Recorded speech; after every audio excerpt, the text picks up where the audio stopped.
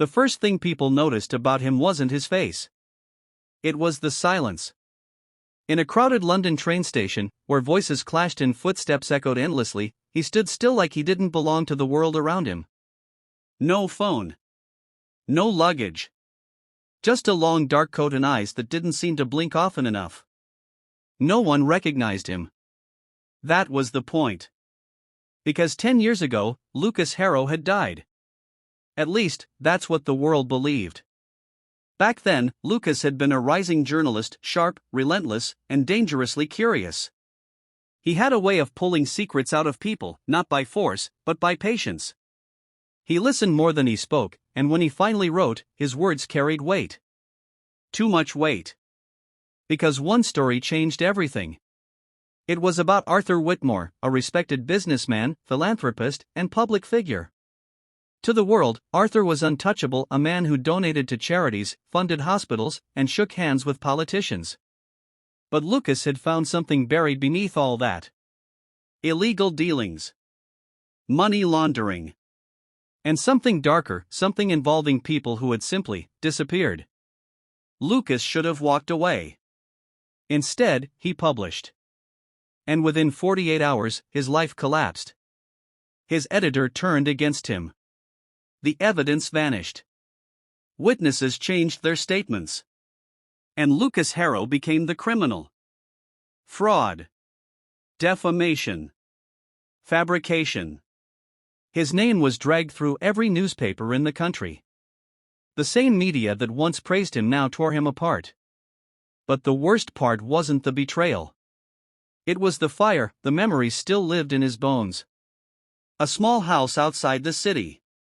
A quiet night. A sudden explosion of flames. Lucas barely made it out alive. But his younger sister, Emily. She didn't. The official report called it an accident. Lucas knew better. Now, 10 years later, he walked back into London like a shadow that refused to stay buried. And this time, he didn't come back as a journalist. He came back as something far more dangerous. A man with nothing left to lose. That night, Lucas entered a high-end charity event held inside a grand hall near the Thames. Crystal chandeliers. Expensive suits. Fake smiles. And at the center of it all, Arthur Whitmore. Still powerful.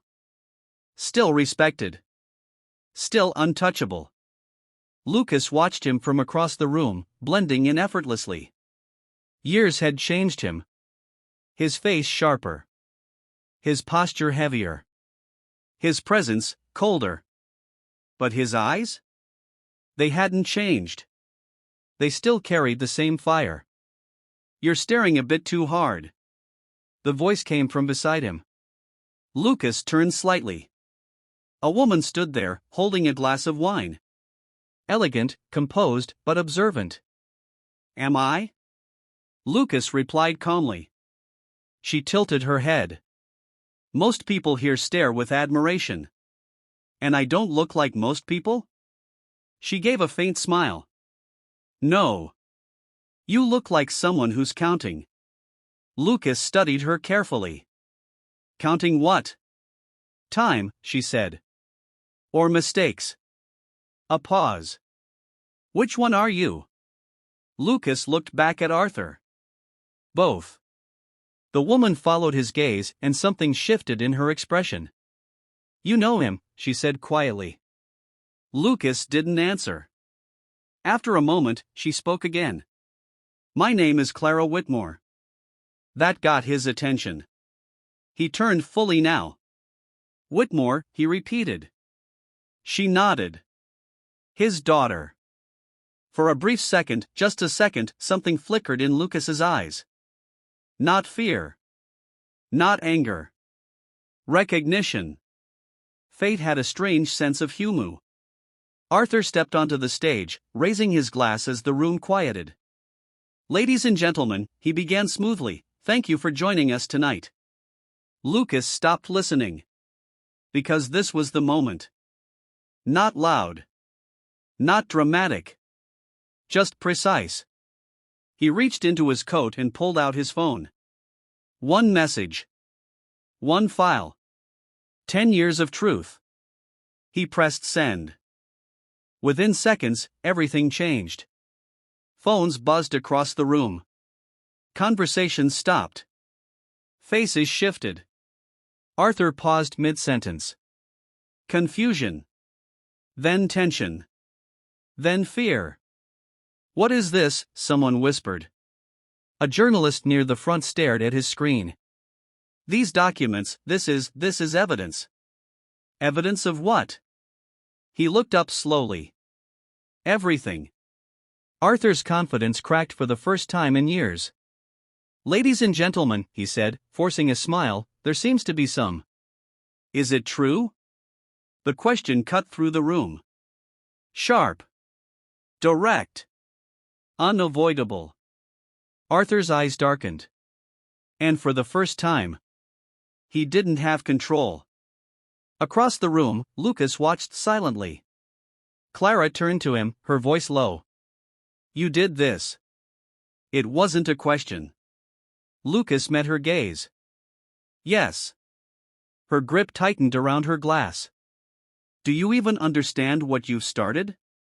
Lucas's voice was calm. Steady. "I'm finishing it." Security began moving. Panic spread. Arthur stepped down from the stage, his eyes scanning the room. Searching. And then he saw him. Lucas Harrow. Alive. Standing right in front of him. For a moment, time froze. Arthur's face drained of color. "That's not possible," he whispered. Lucas took a slow step forward. "Neither was I surviving the fire," he replied. Silence fell between them. Heavy. Dangerous. Arthur's voice dropped. "You should have stayed dead." Lucas's expression didn't change. "You should have made sure I was." The room was no longer watching a charity event. It was watching a man fall apart. Piece by piece, truth by truth.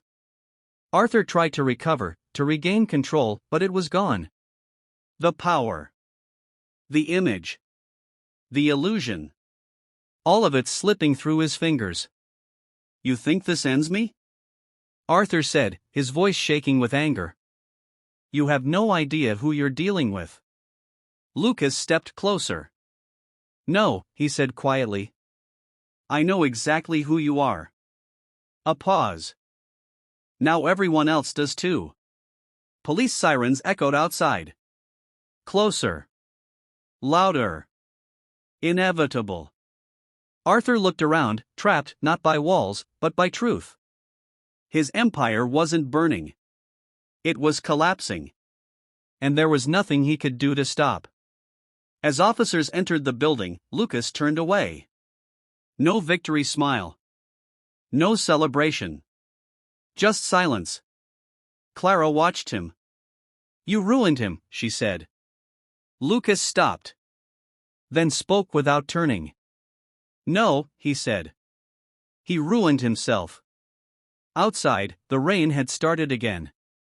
London looked clean. Peaceful. Like nothing had happened. But for the first time in 10 years, Lucas Harrow felt something different. Not anger. Not pain. Something quieter. Something heavier. Closure. And as he disappeared into the night, no one followed. Because some stories don't end with revenge. They end with truth.